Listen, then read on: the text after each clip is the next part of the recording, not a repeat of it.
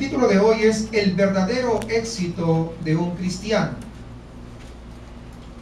En esta sección de Marcos hemos estado estudiando y observábamos el modo como Jesús, de una manera dulce pero firme, lleva a sus discípulos a que se enfrentasen con las implicaciones de la cruz. Para nosotros esta es una gran enseñanza, porque si usted es más o menos así como yo, o se parece, ¿verdad? De repente no es tanto como yo, pero por lo menos se parece un poquito. Con frecuencia los cristianos le damos gran importancia al gozo, le damos mucha importancia al amor, le damos mucha importancia al regocijo, le damos mucha importancia a la gloria dentro del cristianismo, pero normalmente siempre evitamos, ¿no?, pensar en el sufrimiento, pensar en la persecución, pensar en la disciplina, pensar en la muerte, peor. ¿O no es verdad? Porque así somos, es nuestra naturaleza. Una gran parte de la iglesia en estos tiempos está intentando de alguna forma, de alguna manera, eludir las implicaciones de la cruz, lo que implica la cruz. Hace 3 semanas o 4, un mes yo creo, hablábamos de la cruz del discípulo, pero pareciera que a algunos todavía no nos cayó el 20. Pero no nos damos cuenta que si no hay cruz, no hay éxito. El verdadero éxito de un cristiano radica justamente en eso.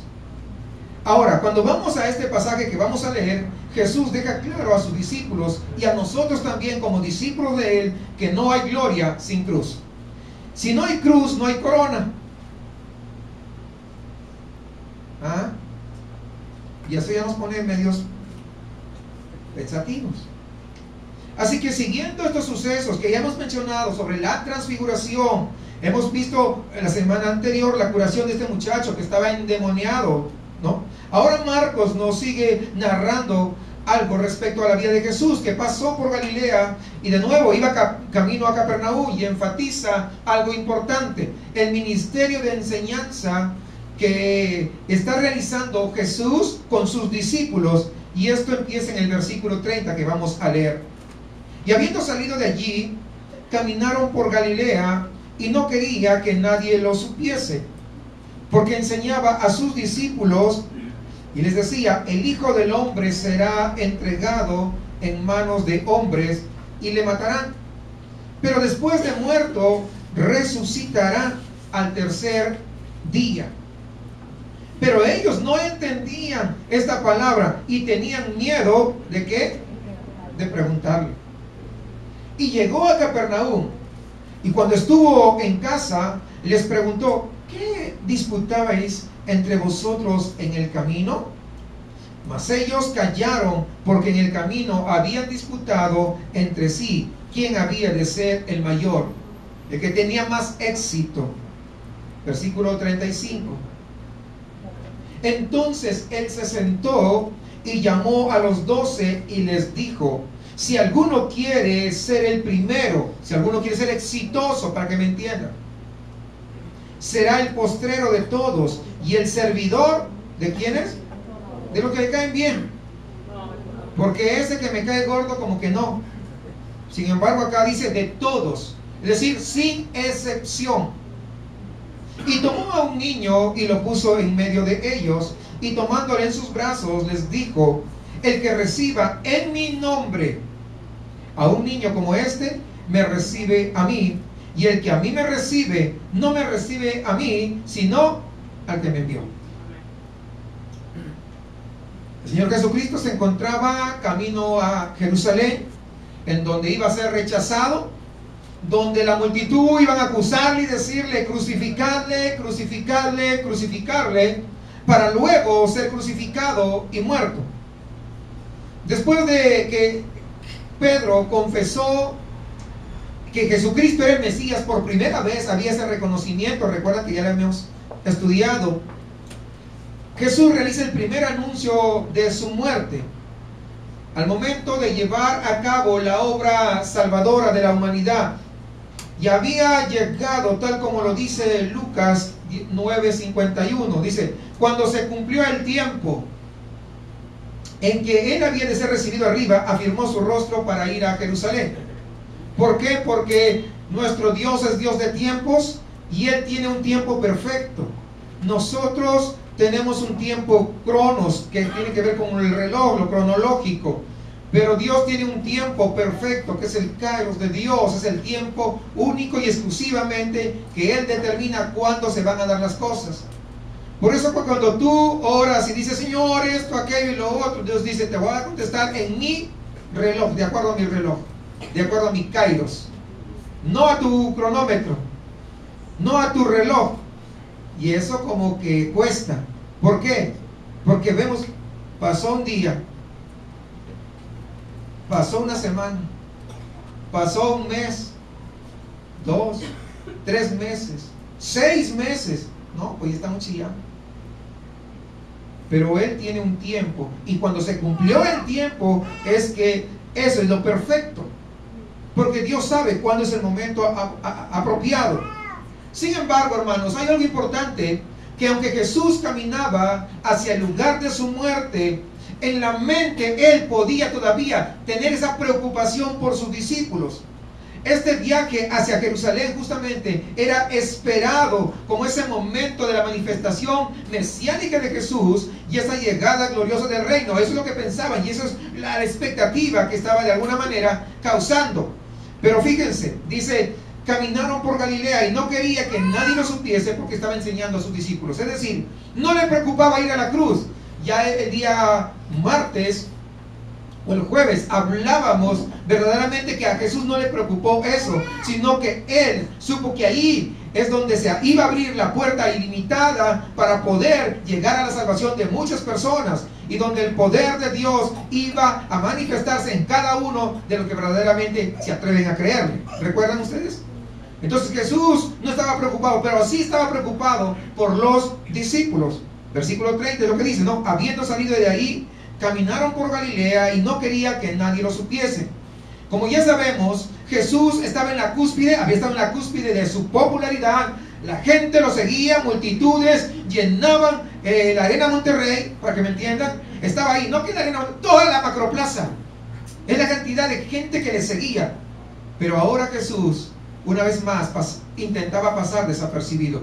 Porque a Jesús no le interesaba la popularidad. A Jesús le interesaba cumplir los propósitos del Padre por el que Él estaba aquí en la tierra.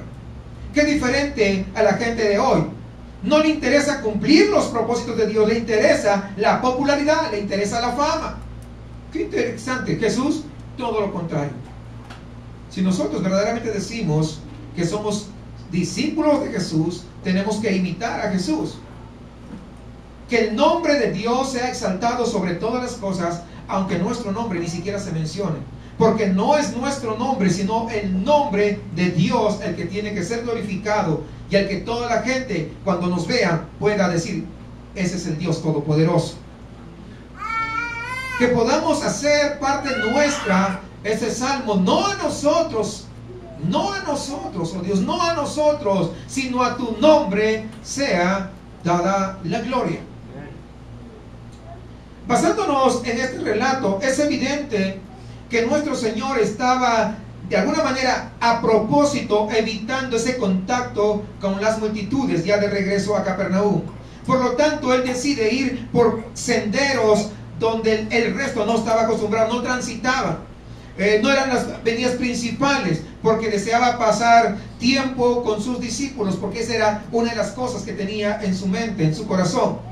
Muy probable tendría que ver con que su ministerio público entre la multitud había terminado, y también porque mientras se dirigía hacia Jerusalén quería aprovechar ese espacio de tiempo para poder seguir instruyendo a sus discípulos sobre el hecho de la cruz, porque a pesar que Jesús les había dicho, aún todavía ellos no comprendían, aún ellos no habían entendido cómo es que va a morir, cómo es que va a resucitar. Pues si ellos no entendían, no iban a poder seguir transmitiendo el mensaje de la cruz, el mensaje que lleva a la salvación, el mensaje que lleva a la vida eterna. De ahí que, imagínense ustedes, fíjense ustedes, que son instruidos en alguna especialidad o en alguna profesión, Y ustedes no entendieron muy bien cómo va el asunto. ¿Cómo ustedes van a poder instruir a otros? Eso es difícil, es imposible. Por eso Jesús, cuando se trata de la vida eterna, entonces eso es muy serio. Por lo tanto, a él le preocupaba que los discípulos pudieran comprender completamente. Por todo lo que nos narran los evangelios, se puede ver que la meta de Jesús eran estos 12 hombres. Aún con sus errores, aún con sus deficiencias, aún con su falta de capacidad aún para expresarse, porque a veces no se expresaban de la mejor manera. Para la sociedad eran unos perdedores, porque ninguno de ellos tenía estudios para empezar. Ninguno. Porque si hubieran tenido estudios, hubieran llegado a ser por lo menos escribas, si no fariseos. Pero ninguno estaba ahí. No eran de la élite. Jesús, recordemos, siempre se concentraba en enseñar la verdad a ellos por encima de todo lo demás. Dice el versículo 31, porque enseñaba a sus discípulos y les decía: el Hijo del Hombre será entregado en manos de hombres y le matarán, pero después de muerto resucitará al tercer día. Esta es la segunda vez que Jesús le está hablando de manera clara a sus discípulos, de manera abierta, acerca de la inminente muerte y resurrección. Pero ellos no lo entendieron. Pero no solamente no lo entendieron, tampoco querían pensar en esa situación. No, ¿cómo es posible? Sin embargo, se dan cuenta, Jesús se muestra insistente, enfrentándoles nuevamente con el hecho ineludible de la cruz, porque sin cruz no hay salvación. Por lo tanto, era ineludible. En este anuncio de la cruz se añade un nuevo elemento que no había aparecido con anterioridad. Y dice: el Hijo del Hombre ha de ser entregado en manos de los hombres. Fíjense lo siguiente, la palabra entregado en el griego original quiere decir en realidad, ¿qué se imagina? Traicionado. Esta palabra entregado en el original griego significa traicionado. Y es justamente la misma palabra que se utiliza para poder mencionar o describir la traición de Judas más adelante. Exactamente la misma palabra. Así que aquí tenemos una poderosa alusión a sus discípulos, en el sentido en que la manera que el Señor iba a ser entregado a sus enemigos sería por un acto de traición. Ya Jesús sabía lo que iba a pasar. A él no le agarraron por sorpresa. Podemos entender que con esta frase, el Hijo del Hombre ha de ser traicionado, para llegar a entender, en manos de los hombres, en primer lugar se estaba refiriendo a Judas Iscariote, como lo vemos más adelante, que lo entregó. Ahí Jesús sabía ese momento, sabía que iba a pasar, y que había entre los 12 un hombre con ese corazón malvado que estaba ahí anidando sentimientos en contra de él. Jesús lo sabía, como Jesús conoce el corazón de todos los que estamos aquí en esta mañana. Y aunque la Biblia no nos narra con exactitud cuáles eran los pensamientos que finalmente llevaron a Judas a cometer su traición, podemos suponer que la insistencia de Jesús en huir de la popularidad, una persona con mente humana, humanista, va a decir: no, pero si tú eres el Mesías debes buscar la popularidad, que la gente te siga, porque así van a reconocer verdaderamente que tú eres. Pero si tú huyes, ¿cómo es posible? Entonces, está al revés esto, como que no encaja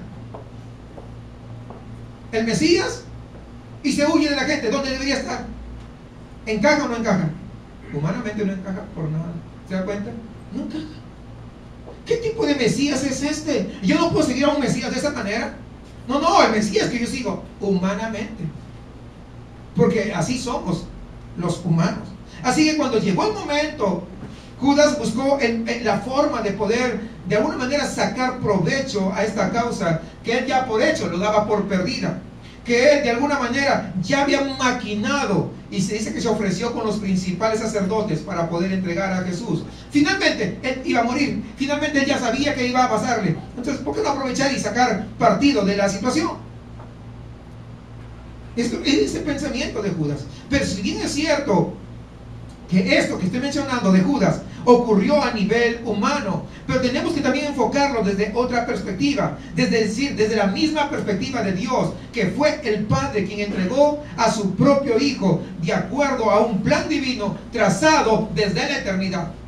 Fíjense en Romanos capítulo 8, versículo 32. 8:32 de Romanos. El que no escatimó ni a su propio Hijo, sino que lo entregó por todos nosotros, ¿cómo no nos dará también con él todas las cosas? El Padre no tuvo en mucho su Hijo, no lo escatimó, ahí va, lo entregó por usted y por mí. Eso fue parte del plan de Dios. Hechos 2:23. Aquí hablando del primer sermón de Pedro, Hechos 2:23 dice: a este, entregado por el determinado consejo y anticipado conocimiento de Dios, prendisteis y matasteis por manos de inicuos, crucificándole. Pedro en el primer sermón, esto es lo que estaba diciendo. Pedro está asumiendo o asume que la audiencia está en pleno conocimiento del juicio y muerte de Jesucristo. Ya había pasado eso. Y en este versículo usa el pronombre personal ustedes, para hacer que los oyentes sientan la responsabilidad en cuanto a la crucifixión de Jesús. Sin embargo, les habla también desde el punto de vista divino. Dice, Dios está en completo control de la situación. Aun cuando los judíos trajeron a Jesús a juicio y los soldados lo dieron muerte, pero dice que la muerte de Jesús ocurrió de acuerdo con el determinado consejo y anticipado conocimiento de Dios. Eso significa que Dios ya de anticipadamente, Él ya había planificado cuál era la forma en que Jesús iba a morir para poder salvar a la humanidad. Esta expresión, determinado consejo, sugiere un plan que ha sido preparado con anticipación. Es decir, que no le agarró por sorpresa. No es que, pues, ¿qué haremos? A ver, déjame, el plan B. Pues Dios no tiene plan B. Dios tiene plan A y ese plan se cumple, lo quieras o no lo quieras. Aunque se interponga el que se interponga el diablo y el mismo infierno, se va a cumplir porque es el plan de Dios. Dios no tiene plan B. Dios tiene un único plan y ese plan se cumple siempre. Entonces aquí Pedro está disipando cualquier duda respecto a Dios, que de repente pudo haber actuado precipitadamente en formular ese propósito y entregar a Jesucristo al pueblo judío. Él disipa, porque agrega el término anticipado conocimiento. Con esta palabra está apuntando a la omnisciencia de Dios, por la cual cada parte de su plan está en su pleno y anticipado conocimiento. Él sabe incluso lo que vamos a pensar nosotros. Usted no sabe qué va a pensar mañana, pero Él sí sabe todo lo que va a pensar. Al reconocer esto, entonces, hermanos, no sé si usted, pero yo por lo menos tengo que dar gracias a Dios porque está en completo control de lo que le pasa a todos los que son sus hijos verdaderos. Nada se le escapa de sus manos. Él está en control de las cosas. Sigamos ahí en Marcos. Vamos al versículo 32, que es lo que estamos estudiando. Pero ellos no entendían esta palabra y tenían miedo de preguntarle. Marcos nos está contando la reacción de los discípulos. Es de evidente adversión. No les gustó para nada lo que les estaba diciendo. No les hizo ninguna gracia. Tampoco se atrevieron a preguntarle al respecto. Estaban asustados y eso es lo que nos dice Marcos. Los discípulos no entendían cómo era esto, cómo Jesús podía ser entregado en manos de hombres y morir. Si durante meses habían visto enfrentarse a las fuerzas más hostiles de los demonios y vencerlas, nadie pudo resistir. Nadie, incluso la muerte, Él había levantado de los muertos. Es decir, habían visto cómo Jesús se enfrentó a las situaciones, a las circunstancias y aún a las fuerzas incontrolables de la naturaleza. ¿Recuerdan ustedes? Dijo la tormenta, calla y enmudece, e inmediatamente así pasó. ¿Cómo es posible que unos débiles hombres pudieran llevarlo a la muerte cuando ni una legión de demonios había podido con Jesús? Por eso que en su mente eso no encajaba. Eso no estaba. Para los discípulos, aquello de ser entregado en manos de hombres implicaba debilidad, implicaba impotencia de parte de Jesús. ¿Será como que se le acabó el poder? ¿Será como que el Superman que tiene un punto débil con la kriptonita y que debilita sus fuerzas? ¿O será como los juegos que van jugando y conforme van pasando cosas se va debilitando su poder y tiene otra vida y una segunda vida y una tercera vida? ¿Será así? Porque es una idea humana. Cuando no hay el entendimiento de que Dios en medio de todo tiene un propósito y además tiene control de las cosas, nos pasa eso. Es como si estuviera diciendo que iba a llegar el momento en el que Jesús iba a ser incapaz de salvarse a sí mismo. Y todo esto ni encajaba con lo que estaban acostumbrados a ver de Jesús. Traían los enfermos y se sanaban de inmediato. No tenían ni que gritar, no tenían ni que tirarlos al suelo. Simplemente daba la palabra y eran hechos. Porque ese es el poder de Jesús. Da la palabra y las cosas suceden. Aún a distancia, ¿usted recuerda? ¿Recuerda o no recuerda? Sí. Es que eso es lo que hace Dios. El Dios Todopoderoso. Ese es el Dios que creó los cielos y la tierra. Porque a veces creemos o a veces pensamos de que Dios tiene limitaciones. A veces pensamos que para Dios, hay cosas tal vez que son imposibles. A veces tenemos la idea de que Dios no escuche, y el día martes hablábamos que Dios siempre nos escucha aunque no sintamos nada. Dios está en control de todas las cosas que le suceden a sus hijos que son verdaderos, a los que le aman. Todas las cosas, ¿qué cosa? Claro. Entonces, ¿por qué olvidarnos de las promesas? Hace un momento hablábamos que las promesas de Él son firmes. Pero cuando nos olvidamos de eso, entonces comienza a decaer nuestra fe. Y eso es lo que quiere a veces el enemigo, que nuestra fe decaiga. ¿Por qué permitirle si las promesas de Dios son fieles? El cielo y la tierra pasarán, menos, ¿qué cosa? Su palabra. Y dentro de su palabra están las promesas. Le hago recordar una cosa, eso sí, las promesas son para sus hijos verdaderos, no para todos. Por eso es mejor asegurarnos de ser hijos de Dios.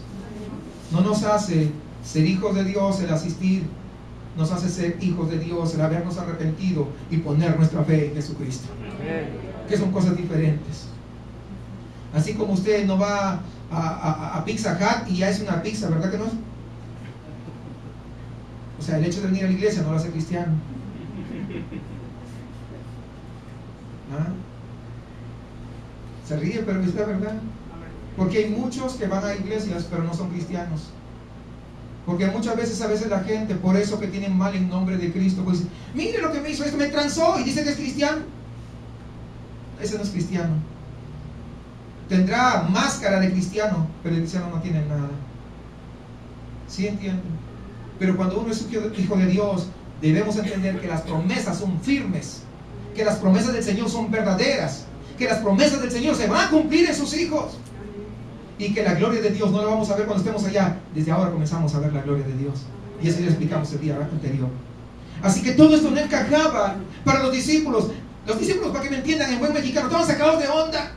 ¿Cómo es posible que Jesús lo iban a crucificar ahora? Si lo hemos visto como una legión de demonios, fuera, y ya estaba, todos se fueron, ni uno se quedó. ¿Cómo es el poder? Por supuesto que si Jesús hubiera mantenido su poder, nadie hubiera podido hacerle daño si Él no se lo hubiera permitido. Todos recordemos el momento cuando Judas estaba ahí con esa compañía de soldados y alguaciles y los principales sacerdotes que fueron a poder coger a Jesús, a prenderlo a Él. Y solamente fue necesario que dijera dos palabras. Y no fue de amenaza. Porque le preguntaron, ¿tú eres? Y dijo, yo soy. Y cuando dijo yo soy, todos cayeron al suelo.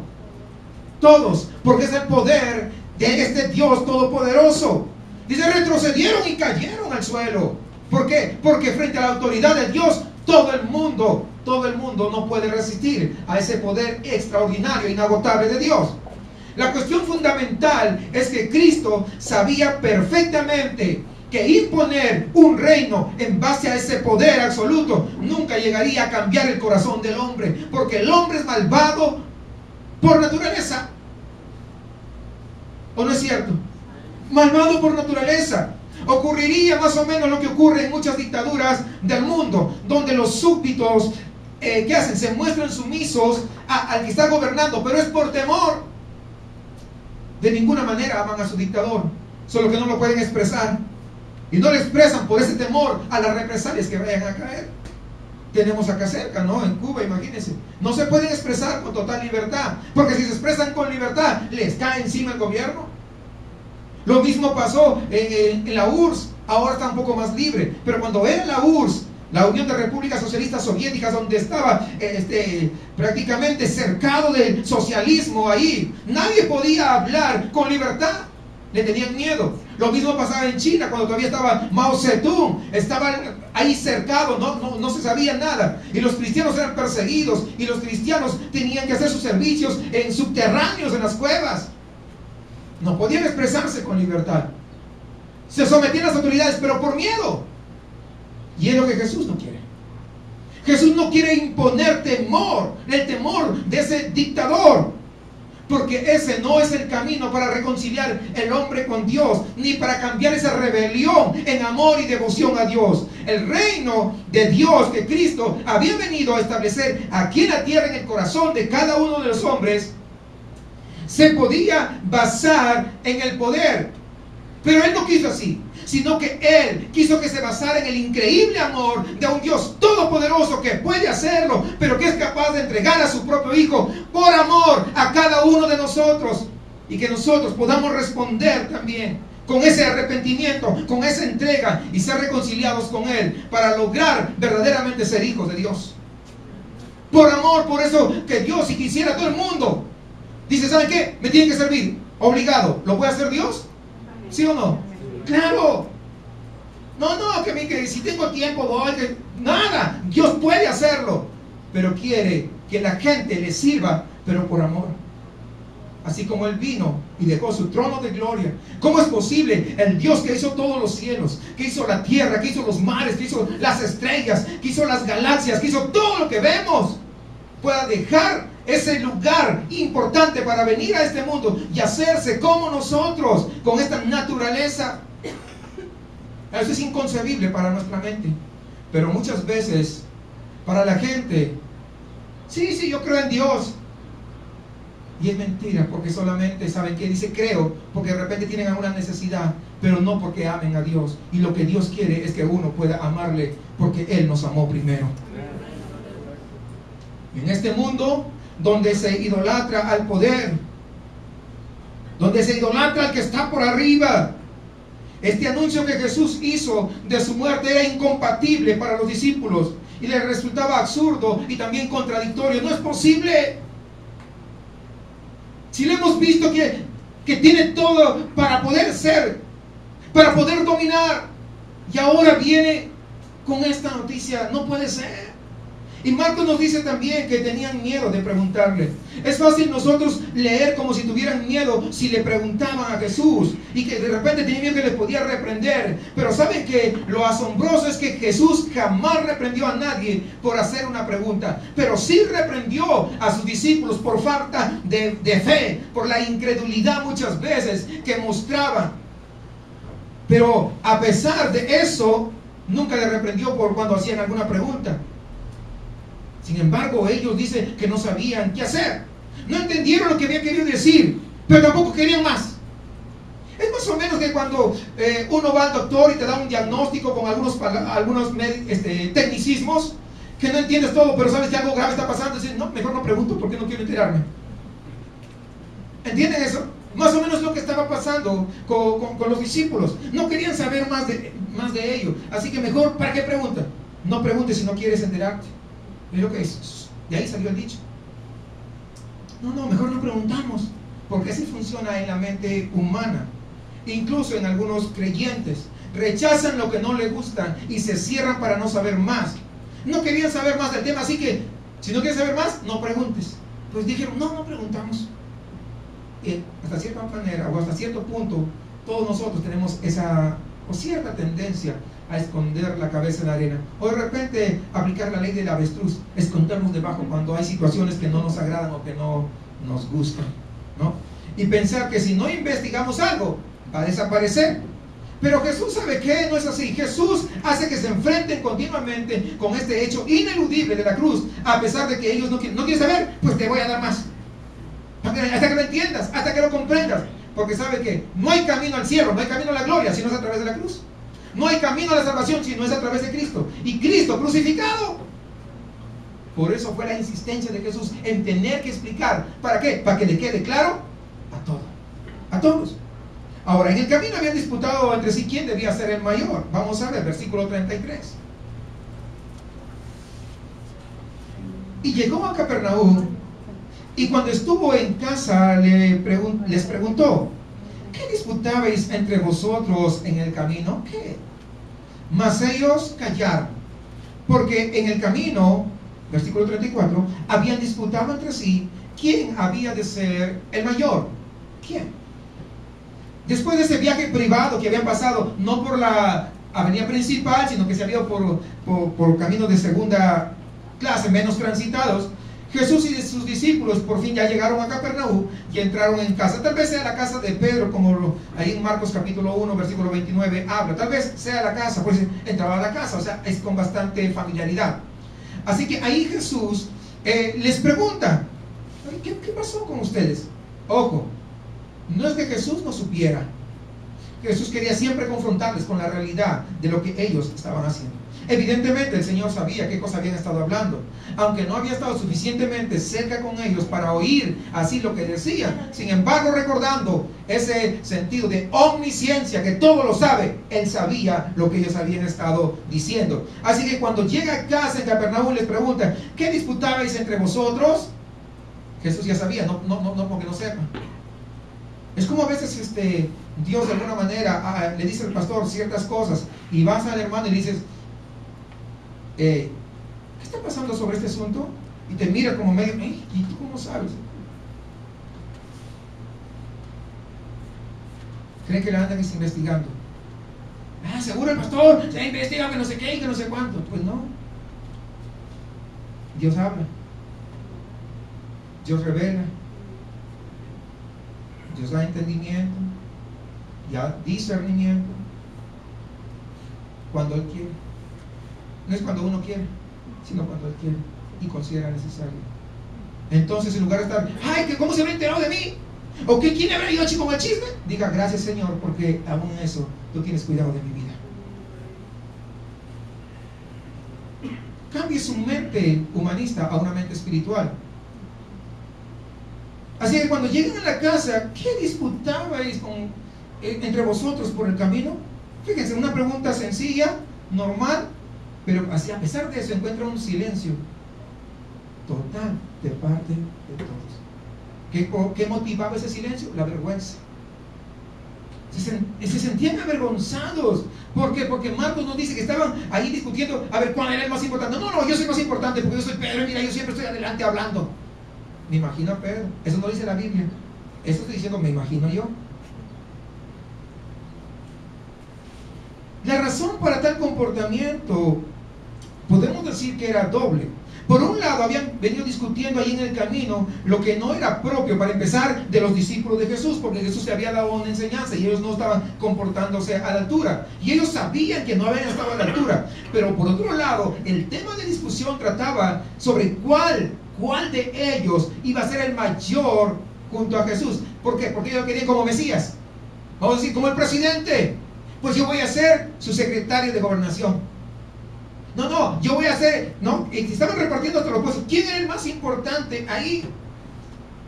Lo que ponía en evidencia algo, no sé si están captando la idea.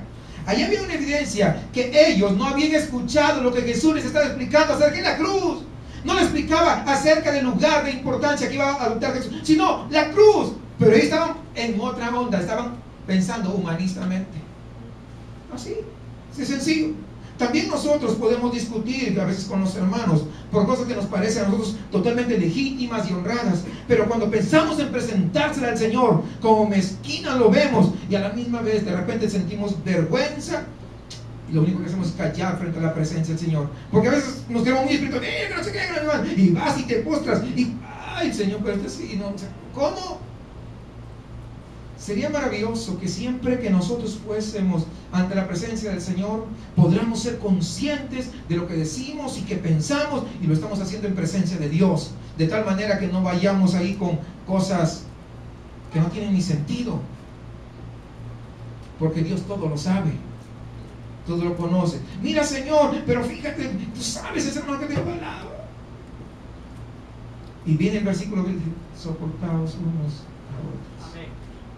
Pues ya no presentas nada, Señor. Si yo mejor voy a soportar. ¿Sí o no? Claro. Porque me diera vergüenza presentarme ante Dios y ya su palabra está clara. ¿Sabe qué? Estoy seguro de que eso haría muchísima diferencia en cuanto a muchísimas cosas de por qué a veces en las iglesias hay ciertos disturbios. Y estoy diciendo todo esto porque nos graban y pues hay muchos que están en otras congregaciones tampoco no saben cómo enfrentar esto, a fin de que podamos, que cada vez que nos presentemos ante el Señor sepamos cómo conducirnos y si que lo que nosotros vamos a exponer está de acuerdo a su palabra. Este es un principio que nos puede ayudar mucho a discernir la dirección del Señor en cuanto a nuestras vidas. ¿Podré presentar esta oración al Señor con confianza de lo que estoy pensando hacer o no? Reconociendo que Dios está ahí. En cualquier caso, pues causó una profunda tristeza ver cómo Jesús iba a tener que ir a la cruz. Mientras los discípulos, ni en cuenta. Los discípulos peleando, ¿quién iba a ser el mejor? ¿Quién iba a ser el mayor? Imagínense la situación. Jesús a la cruz y los discípulos peleando, ¿saben quién va a estar al lado de Jesús? Imagínense. ¿Se dan cuenta que resulta incongruente? No se nos dice cómo se produjo este argumento, pero teniendo en cuenta el contexto, podemos sacar por ahí de que fue a consecuencia de los sucesos relacionados a la transfiguración. Recordemos nosotros lo siguiente: Jacobo, Pedro y Juan habían sido escogidos para ir allá al monte, arriba, ¿recuerdan ustedes? Y allí en el monte poder observar esa maravillosa visión que Jesús les había mostrado y les había mandado estrictamente: no digan a nadie lo que ustedes han visto. Recuerden, eso es lo que ya estudiamos. Estoy seguro de que ellos habían cumplido con lo que el Señor les ha dicho. No habían dicho a nadie. Los otros discípulos cuando bajaron le dijeron: hey, Jacobo, ¿qué fue lo que dijeron? Hey, Pedro, tú estuviste allá, ¿verdad? Sí, tú que siempre, a ver, dinos. Y tú, Juanito, ya pues, dinos algo. ¿Qué pasaba ahí arriba? Y tal vez ellos le dijeron: ¿sabes qué? Pues no nos está permitido decirles. Puede ser que algún día, ¿verdad?, les digamos, pero por ahora no nos está permitido. Porque recuerda, ustedes son discípulos de segunda, nosotros somos los mejorcitos. Porque nosotros subimos al monte, porque nosotros vimos la transfiguración, porque nosotros. Así que por el momento ustedes están excluidos de esta gran revelación de Dios. Y claro, no tarda el argumento. Si los 12 son discípulos, entonces, ¿qué pasa? Comienza ahí la discusión. No, a ver, vamos a ver quién es más importante. ¿Ustedes que subieron o nosotros? Pues nos quedamos atendiendo a toda la gente. A ver quién es más importante, ¿ah? Y empezaron a discutir ahí. Es como aquellos lugares, no sucede acá, desde luego, y gracias doy a Dios, en los cuales los hermanos que tienen 30, 40 años en la iglesia ya tienen ya sus asientos marcados. Y pobre que alguien nuevecito, ¿verdad?, llegue y lo ocupe. No, siéntese allá, mi hermano. ¿Y por qué? Es que ese es el asiento de la hermanita perenganita que tiene 30 años acá en la iglesia y siempre se ha sentado en ese lugar. Es que hay niveles. Imagínense, ¿entienden? No. Había una discusión tonta y ridícula, ¿no? Así que, ¿quién es el más importante, tú o yo? Pues yo fundé esta iglesia. Pues si lo fundaste, quédate con tu iglesia. Yo quiero ir a una iglesia donde lo funde Cristo. ¿Cuántos entienden eso? Amén, amén. Que el fundamento es Cristo Jesús, no somos nosotros, no es el ser humano, ni siquiera el pastor. Por último, el pastor fue llamado a servir a todos. ¿O no es verdad? Claro. Que pronto habían olvidado los discípulos el anuncio que Jesús les dijo: tengo que ir a la cruz, tengo que ir a la cruz. Que solo se encontraba nuestro Señor Jesucristo yendo a la cruz. Los discípulos que habían estado con Él ya no estaban. Que poco estaban entendiendo la clase de Mesías que era Jesús. Podemos afirmar con seguridad que el hombre no aportó nada a esta obra de la salvación. Pero una vez más que hemos identificado el orgullo de estos discípulos, será necesario que también podamos identificar nuestro propio orgullo, que es uno de los pecados más comunes en la naturaleza humana. Es uno de los más comunes, hermanos, que se presentan. ¿Quién habría imaginado que unos sencillos pescadores pudieran ahora estar movidos por ese deseo, acostumbrado a estar siempre a Jesús y decir: ahora yo voy a ser el ministro de esto, o el secretario de esto? O querer los lugares más prominentes después de haber sido pescadores ahí. Eso es lo que pasaba. Pero este mismo pensamiento está latente en el corazón humano aún en estos tiempos. Con frecuencia todos pensamos que merecemos que los demás nos den a nosotros. Nosotros vamos a estar acá. ¿Sabe por qué pasa? Y le voy a explicar. Hay muchísimos lugares que Dios me habló y me dijo que tengo que ir y levantar una misión por aquí. Y agarran, se llevan convencen a unos 10 que también son mentecatos, y agarran y lo van y lo siguen. Y ponen ahí una misión, gran misión, que no sé qué y que no sé cuánto, y están por aquí. Y otros dicen: a mí también Dios me dijo, y se van por allá. ¿Por qué? Les gusta el reconocimiento de hombres. Yo soy mejor. Es más, algunos comienzan, y ha pasado acá, que estaban aprendiendo interpretación de la Biblia y se fueron a otro lugar. Y a ir en contra del pastor. No, pastor, así públicamente. Y yo lo sé. Pastor, lo que está diciendo no está bien porque no es bíblico. Nosotros hemos estudiado. Para 4 meses que estuvieron acá ya se la saben, se quieren que están mucho. Imagínense ustedes, que hasta vergüenza me da decir que asistieron acá.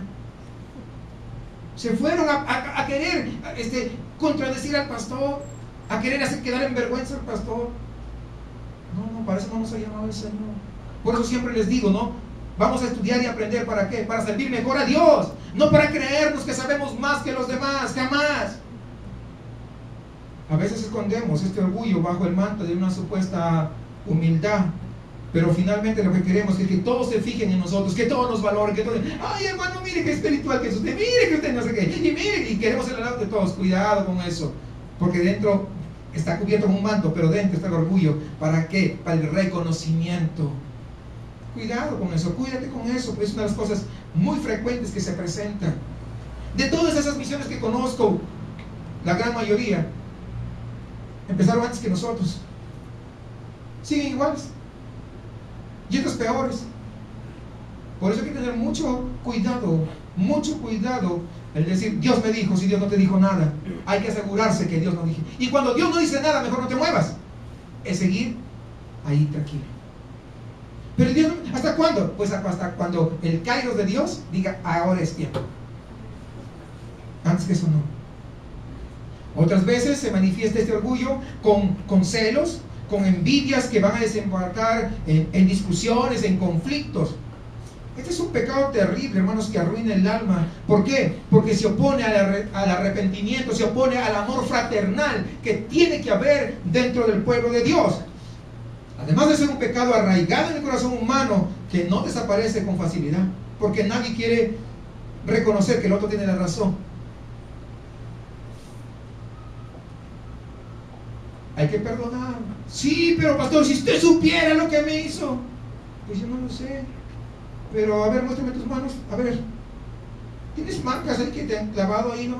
No, ¿cómo que? No, pues entonces, subiste menos que Jesús. Entonces, si Jesús perdonó las ofensas, ¿por qué no vas a perdonar tú las ofensas? A ver, dime, ¿cuándo te entregaste a Cristo? ¿Cuándo te arrepentiste? Bueno, a ver, déjame pensar. No, pues ya llevo 15 años en la cosa de... ¿En serio? Pues no muestras madurez, no muestras el carácter de Cristo en tu vida, no muestras que Jesús vive en tu corazón. No muestras que tú eres templo del Espíritu Santo. Y déjame decirte, si tú no eres templo del Espíritu Santo, todo lo que hagas no sirve absolutamente de nada. ¿Recuerdan el día martes que hablábamos de la ofrenda que presentemos? Lo presentamos, pero ¿qué? ¿Untadas con qué? Aceite, que es llenura del Espíritu Santo de Dios. Porque si no, no iba a ser recibida ante la presencia de Dios con un olor fragante como tiene que ser. De tal manera que cada cosa que hagamos, siempre tenemos que asegurarnos de que esté en cuenta con la presencia de Dios, con el Espíritu Santo de Dios en nuestras vidas. Así que, ¿cómo es posible? Los discípulos que recibieron esta reprensión del Señor, acaban de recibir esa reprensión cuando se hace la pregunta, entonces volvieron al mismo tema de discusión. ¿Sabe cuándo? La misma noche que Jesús fue entregado. Eso lo dice Lucas 22. Para contestar eso, Jesús dice algo que es maravilloso y revelador. Les habla acerca de la verdad de la ambición, y este es un consejo de gran ayuda. Y les dijo que se acerquen a Él. Fíjense. Entonces Él se sentó. El sentarse, ¿saben qué? De acuerdo a la tradición judía, eso indica que es una posición de maestro. Todos los maestros iban y se sentaban. Cuando Él se sentaba, estaba tomando autoridad. Ahora les voy a enseñar. Déjenme, yo soy el maestro, es lo que estaba diciendo.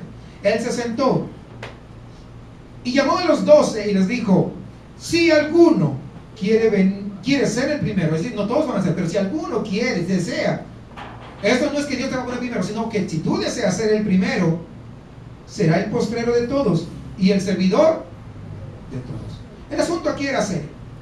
¿Por qué? Para sentarse es que lo que va a comunicar es algo bastante serio.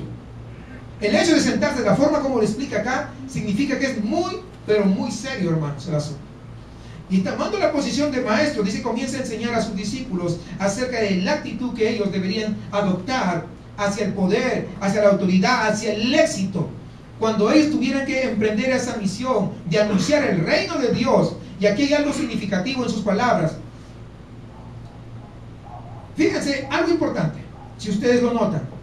Ni en esta parte ni en ninguna ocasión Jesús reprendió por ese deseo de ser el más importante. Nunca le regaña por su deseo, porque Dios de alguna manera ha puesto en el corazón de los humanos ese deseo de alcanzar el éxito en lo que nosotros hagamos. De alguna manera, déjeme terminar.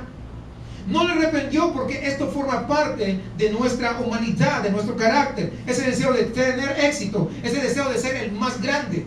Pero lo que sí les dijo, cuál era la verdadera forma o la verdadera manera de poder conseguirlo. No es intentando ser el primero. Ahí está. No. Le digo,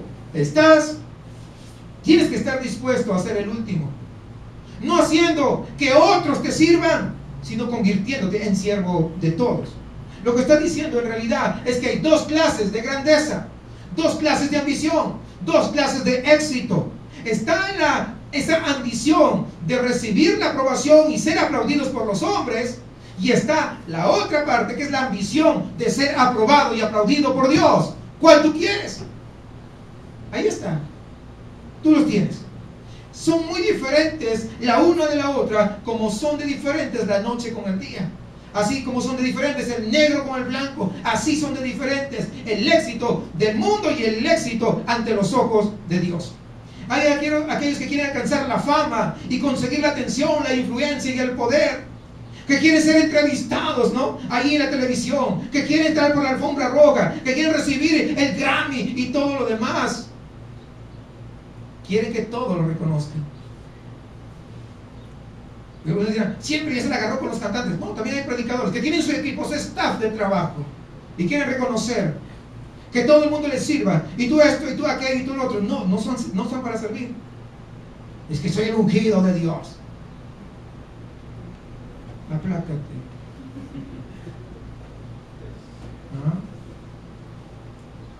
Aquí está.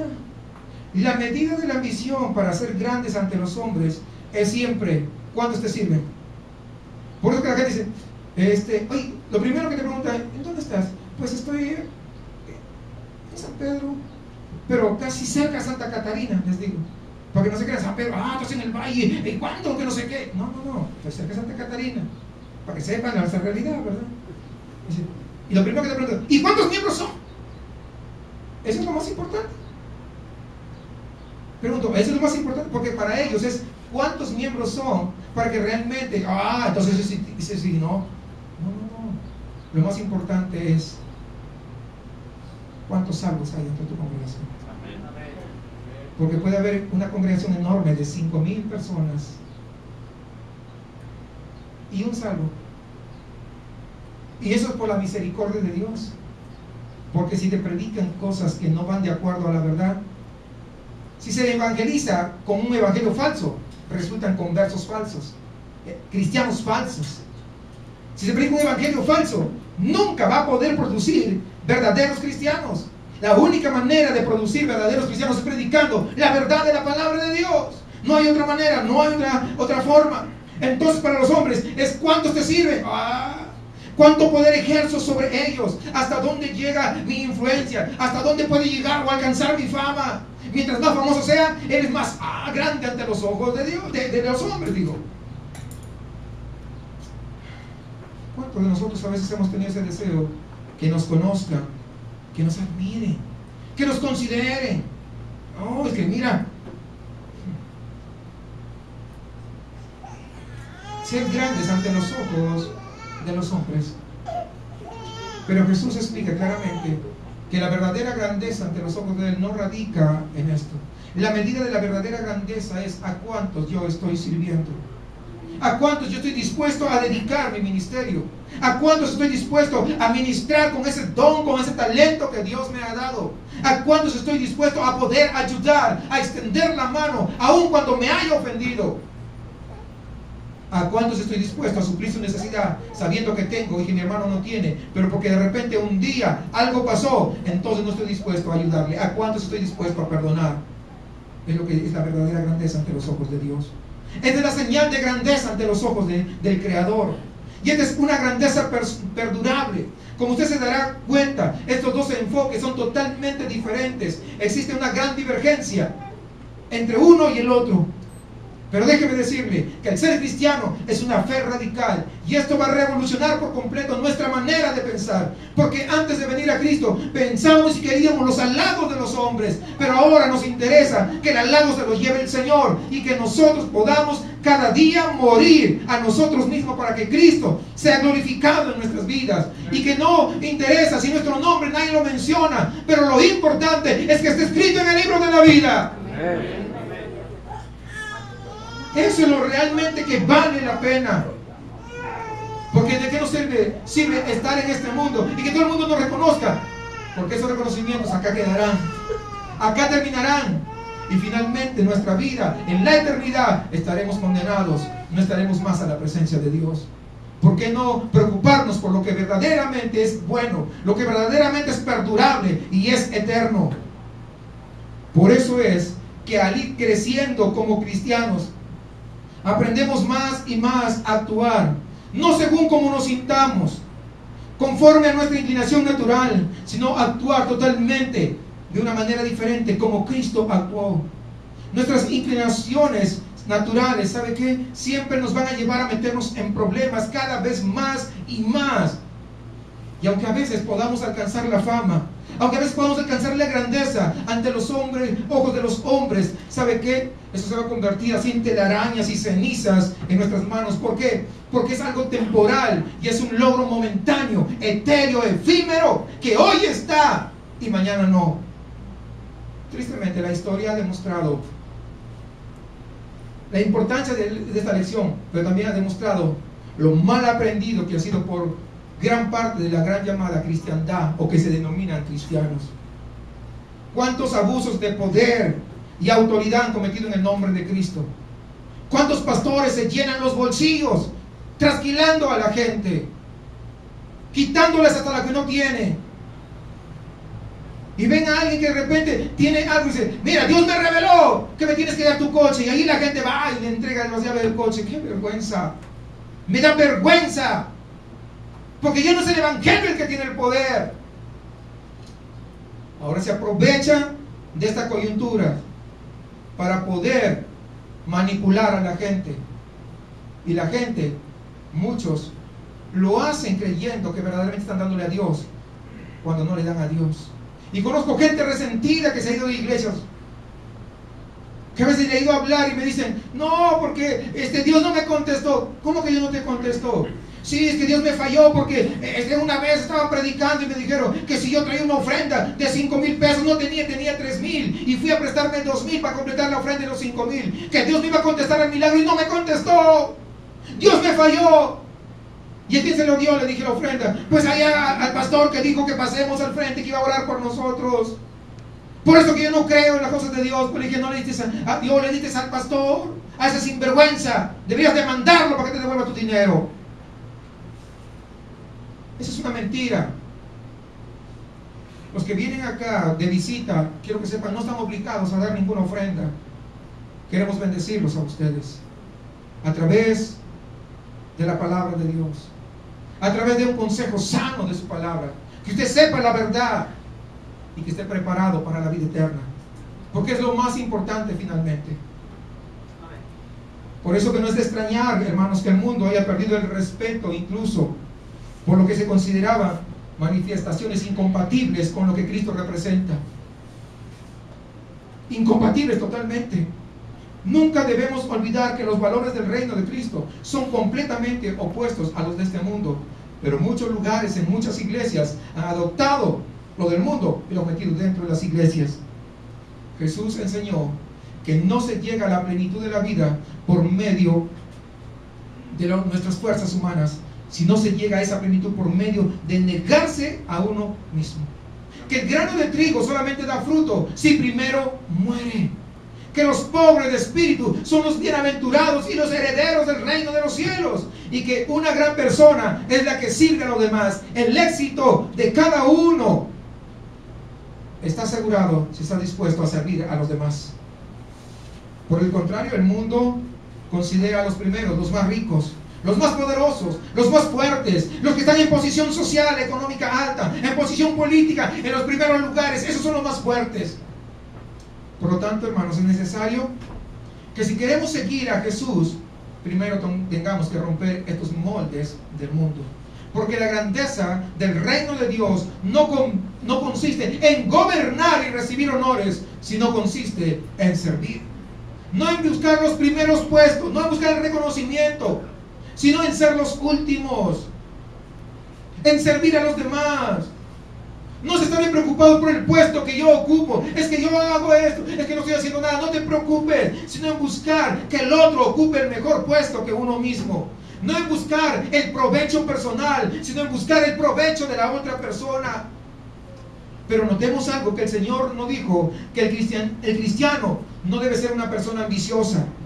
Lo que hizo realmente fue encajar adecuadamente esa ambición. ¿Quiere ser exitoso? La forma exitosa es esta forma. Y eso es lo que dijo el Señor.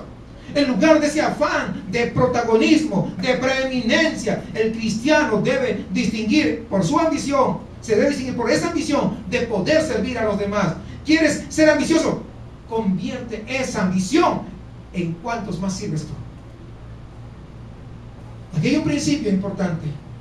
Y este principio no solamente es válido dentro del ámbito del reino de Dios, sino que también es válido aún en el mundo. Seguramente muchas de las personas que nosotros recordamos con admiración lo son por esa disposición de haber servido a otros. Recordemos, muchos recuerdan a la Madre Teresa de Calcuta. ¿Por qué? Por el servicio que dio a los demás. Se dan cuenta que no solamente es una regla que se cumple dentro del cristianismo, sino en cualquier persona que siempre está dispuesta a servir a otras personas. El Señor nos dio un ejemplo supremo de lo que estaba enseñando por medio de su propia vida, haciendo que esta lección sea inolvidable. Ahí en Marcos capítulo 10, versículo 45, con total claridad dice: porque el Hijo del Hombre no vino para ser servido, sino para servir y para dar su vida en rescate por muchos. Y nosotros, hermanos, somos exhortados a seguir ese ejemplo que ya Jesús, nuestro Maestro, nos ha dejado. Y para que esta lección quedase perfectamente clara, de esa manera maravillosa como lo hacía Jesús, agarra a un niño que estaba por ahí No lo escogió, no lo habían entrenado antes, no era un niño que asistía a las clases, a la iglesia infantil o a la escuela dominical, no, nada que, tal vez era el hijo de Pedro. ¿Ya se imaginan? Hijo de tigre, pues ya saben, hijo de Pedro, Pedrito.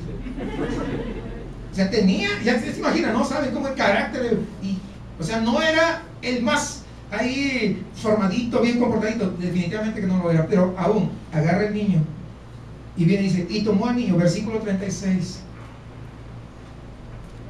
y lo puso en medio de ellos, y tomándole en sus brazos les dijo, el que reciba en mi nombre, fíjese, en mi nombre, a un niño como este, me recibe a mí, y el que a mí me recibe, no me recibe a mí, sino al que me envió.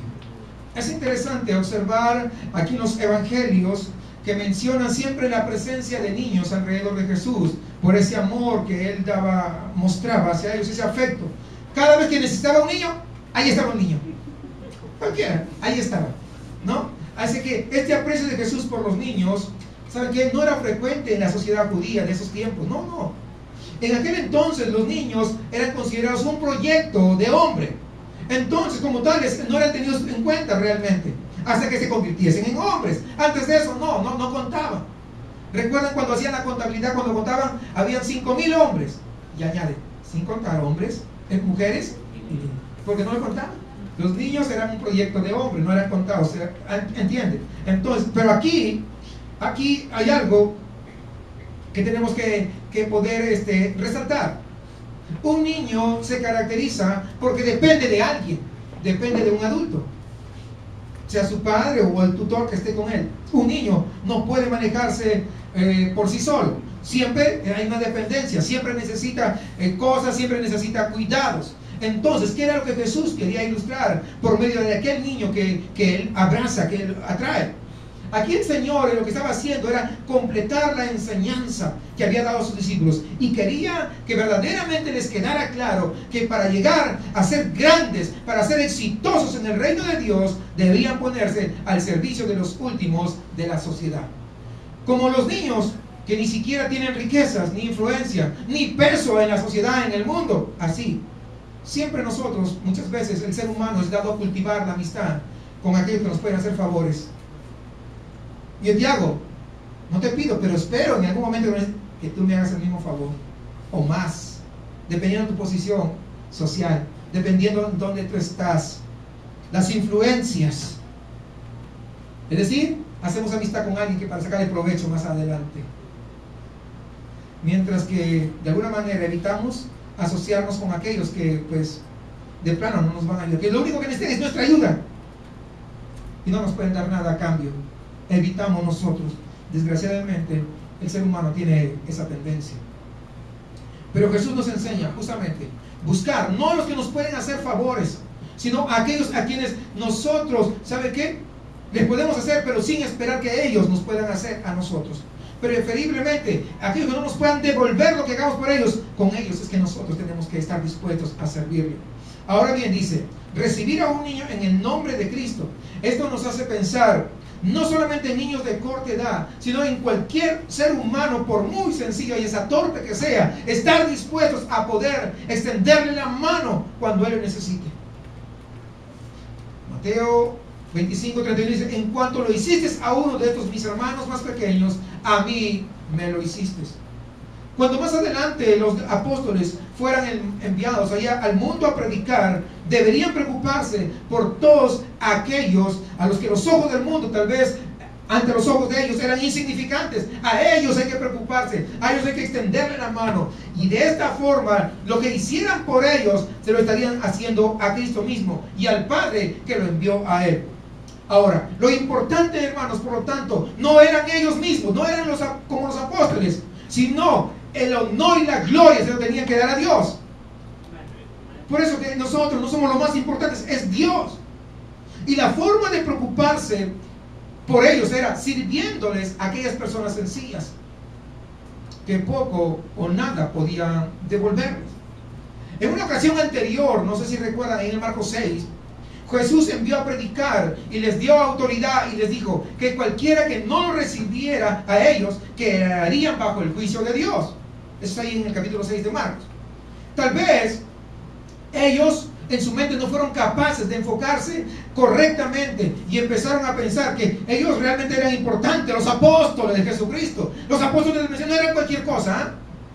Tal vez estaban con ese pensamiento, por lo que Cristo les está diciendo aquí en este momento que tenían que servir. ¿Para qué? Para rectificar cualquier falsa idea que pudo haber surgido, que se hubieran formado ellos en su cabeza.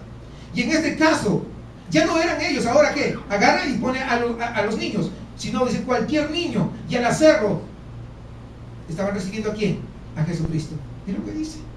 La palabra importante entonces son en mi nombre. Esa es la palabra clave ahí. El motivo por el cual se recibe a semejante persona, sea un niño pequeño, sin importancia, y es que es como si lo hiciésemos a Jesucristo mismo. Ahí radica lo que nosotros, ese en mi nombre. Si recibimos a alguien, no lo hacemos por esperar algo, sino lo estamos haciendo como si estuviéramos haciéndolo a Él mismo. No es algo que hacemos porque podemos conseguir algo de gran valor, un intercambio por haber recibido a un niño, sino que es algo que nosotros lo hacemos. ¿Por qué? Porque así nos mandó el Señor, en obediencia a Él. William Barclay hace un comentario sobre este tema y me gustaría compartirlos con ustedes. Dice, el niño no tiene ninguna influencia. Un niño no puede hacer que avance la carrera de un hombre, ni puede incrementar el prestigio de un hombre.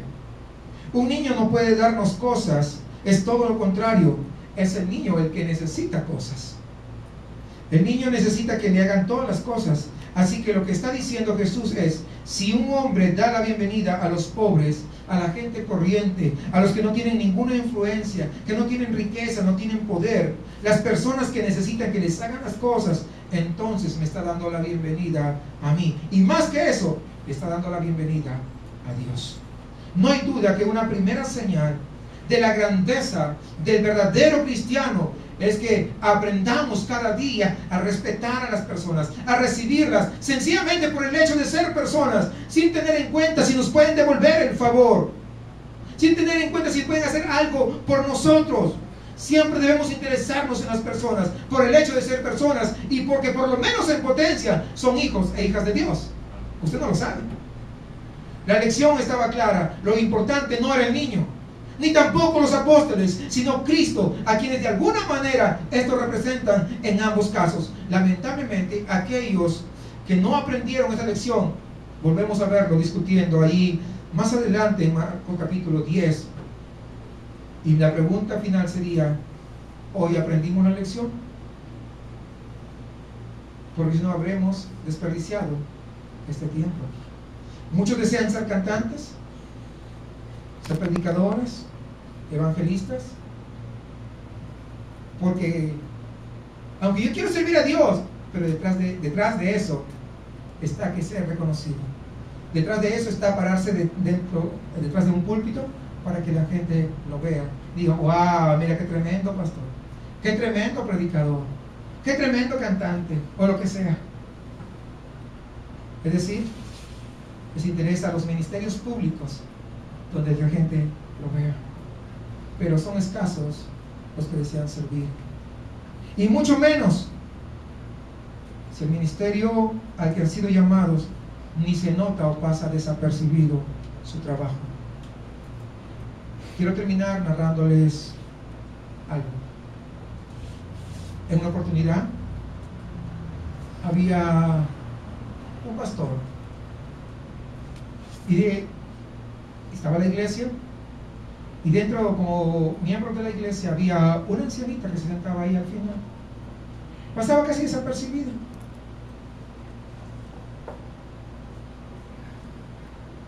Entonces, un día mueren los dos. Y los dos van a la presencia del Señor. Y cuando estaban los dos, estaba ahí dándole la bienvenida, estaba el pastor, el predicador, y estaba la ancianita, los dos simultáneamente. Y allá había unas coronas. Había una mesa bien grande, una corona grande. Y más acá había una mesita, había una coronita pequeña. Entonces, El predicador se adelanta y le dice: Ángel, yo quiero que voy a necesitar un par de ángeles que me ayuden a llevar mi corona, ¿no? Mira, tremenda corona. Le dice: ¿en serio? ¿Tú necesitas un par de ángeles que te vengan a ayudar? Sí, le dice, porque mira, yo no puedo poder con tremenda corona, es demasiado grande. Y dice: vamos a acercarnos. Se acerca la ancianita y se acerca el predicador. Y cuando se acerca, dice, agarra la corona pequeña y se lo da al predicador. Y luego agarra la corona grande y se lo da al ancianito. ¿Cómo es posible? Le dice, si la ancianita se sentaba ahí al final, no te la veía hacer nada, siempre estaba ahí. Y yo en cambio he predicado, y yo en cambio las almas se han convertido por mis mensajes, en cambio la gente ha venido a los pies de Jesucristo porque yo daba los tremendos sermones, los mejores mensajes. ¿Y cómo es posible? Te debes haber equivocado, Ángel. Así que mejor checa a ver tus libros. De repente ha habido un error, una confusión. No, le dice, no hay una confusión, sino que déjame decirte que esa ancianita, mientras tú estabas predicando, ella estaba orando por ti, para que la palabra que salga de tu boca toque los corazones más duros. Así que toda la gente que se arrepintió, la gente que entregó su corazón a Cristo, la gente que se convirtió, se debe a ella y no a tu palabra. Hay ministerios públicos y hay ministerios escondidos. ¿Tú cuál prefieres? ¿El reconocimiento de los hombres o el reconocimiento y el aplauso de Dios? El éxito no radica en que todo el mundo te reconozca. El éxito de un verdadero creyente radica en que sea Dios quien reconozca tu trabajo y quien te aplauda y diga: este es mi hijo y esta es mi hija, porque todo lo que hace, lo hace para la gloria de mi precioso